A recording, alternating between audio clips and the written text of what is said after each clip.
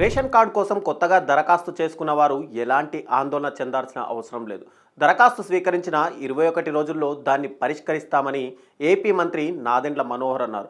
కొత్త రేషన్ కార్డుకు marriage certificate అవసరమంటూ జరుగుతున్న ప్రచారంపై ఆయన స్పందించారు. ఎట్టి పరిస్థితుల్లోనూ మ్యారేజ్ సర్టిఫికేట్, పెళ్లి కార్డు, పెళ్లి ఫోటో అవసరం లేదు. ఈ విషయంలో క్షేత్రస్థాయి సిబ్బంది ఎలాంటి పొరపాట్లు చేయొద్దని చెప్పారు.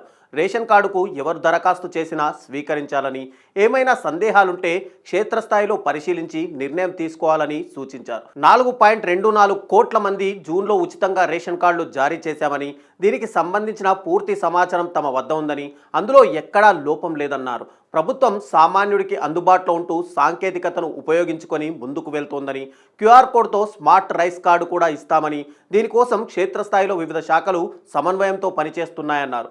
వయసుతో సంబంధం లేకుండా కుటుంబ సభ్యులు ఎవరైనా రేషన్ కార్డులు యాడ్ చేసుకోవచ్చని తెలిపారు. తొలగింపునకు మాత్రం మరణించిన వారి పేర్లనే ప్రస్తుతానికి పరిగణలోకి తీసుకుంటున్నట్లు మంత్రి వివరించారు. కార్డులో హెడ్ ఆఫ్ ది ఫ్యామిలీ మార్చేందుకు అవకాశం కల్పిస్తున్నామన్నారు. నమోదైన తప్పుడు వివరాలను సరిచేసేందుకు జాయింట్ కలెక్టర్ వరకు వెళ్లకుండా తహసీల్దార్ స్థాయిలోనే పరిష్కరించేందుకు వెసులుబాటు కల్పించామని మంత్రి నాదెండ్ల మనోహర్ తెలిపారు.